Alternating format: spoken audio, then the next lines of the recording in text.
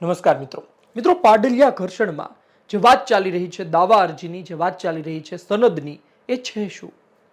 આદિવાસી સમાજ માટે કેમ મહત્વની છે? સૌથી અગત્યની બાબત એ છે કે શું ડખા પાછળ, બબાલ પાછળ, ઘર્ષણ પાછળ આ જવાબદાર છે? ધારાસભ્ય ચૈતર વસાવાએ શું કહ્યું? ધારાસભ્ય કાંતિ ખરાડીએ શું કહ્યું? વિસ્તારથી વાત કરું. ગુજરાતમાં 13 ડિસેમ્બરે પાડલિયામાં જે ઘટના બની તેના મોટા પડઘા પડ્યા. આદિવાસી સમાજના હક કેટલા છે? આદિવાસી સમાજના અધિકાર કેટલા છે? જંગલથી તમે ક્યારે તેને ખસેડી શકો? એમને જંગલમાં ક્યારે જમીન આપી શકો? આ બધી વાતો થવા લાગી.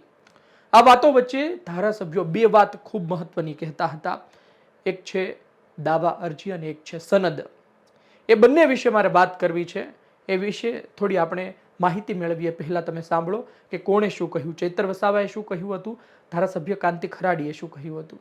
આદિવાસીઓએ હુમલો કરી દીધો, આટલા પોલીસ અધિકારીઓને હુમલો કરી મારી નાખવાના પ્રયાસ કર્યા, ત્યારે આદિવાસી તો અહીંયા 3 કલાક સુધી વિનંતી કરતો હતો કે સાહેબ, અમે અમારા બાપ દાદાઓથી અહીંયા રહીએ છીએ, 3 પેઢી 4 પેઢીથી અમારું ગામ છે, ઘર છે, અમારો કુવો છે.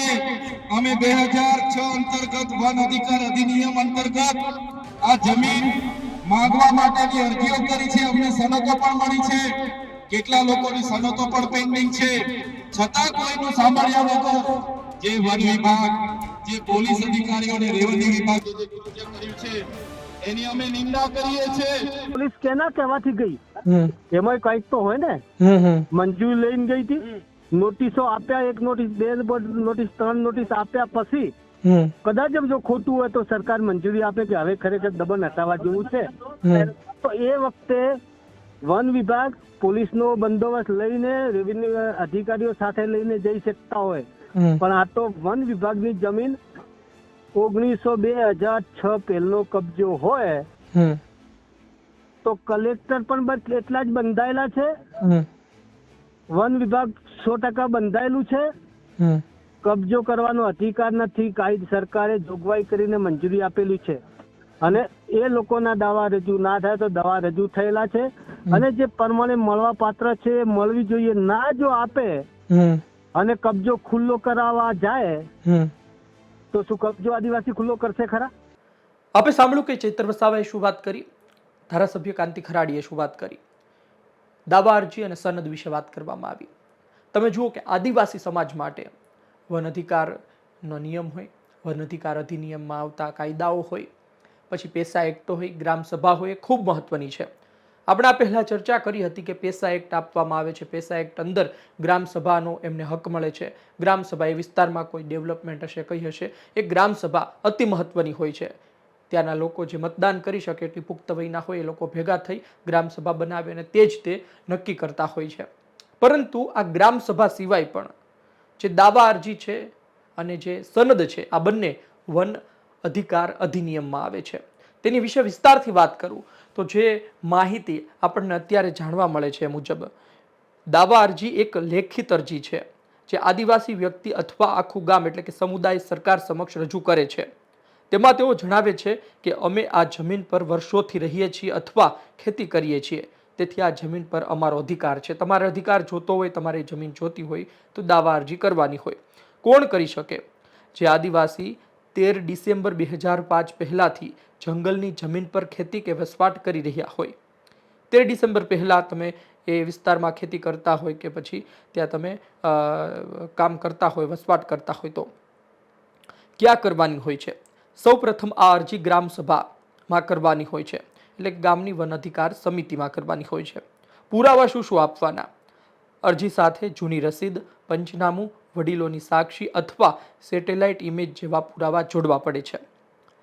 વન અધિકાર અધિનિયમ કલમ 4(5) મુજબ અરજી પેન્ડિંગ હોય ત્યાં સુધી બેદખલ કરી શકાય નહીં. એટલે કોઈ અરજી દાખલ કરી છે, હજુ જવાબ નથી આવ્યો, તો પણ તમે તેને એ જગ્યાથી દૂર ના કરી શકો.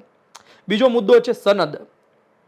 જ્યારે સરકાર દ્વારા દાવા અરજીની તપાસ કરવામાં આવે છે અને તે સાચી જણાય છે ત્યારે જે અંતિમ કાયદેસરનું પ્રમાણપત્ર આપવામાં આવે તેને સનદ કહેવાય છે.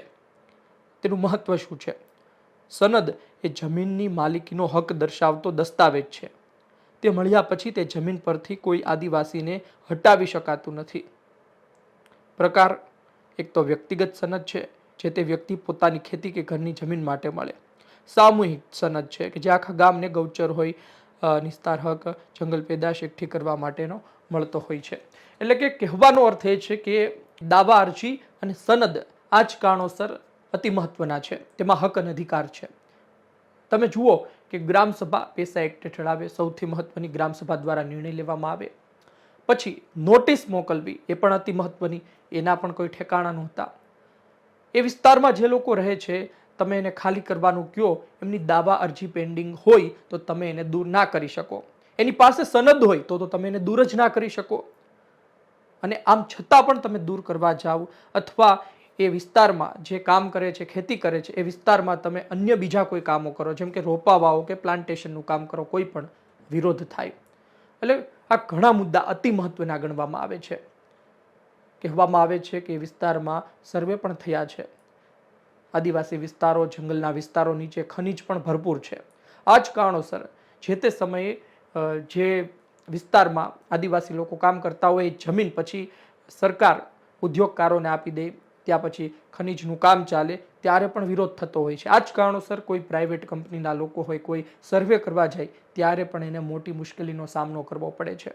આદિવાસી સમાજના લોકો આ વર્ષોથી નથી સ્વીકારતા અને જે જગ્યાએ શરૂ થઈ ગયું છે તેના માઠા પરિણામ આજની તારીખે ભોગવે છે. આપનું શું કહેવું છે કોમેન્ટ બોક્સમાં જરૂરથી જણાવજો.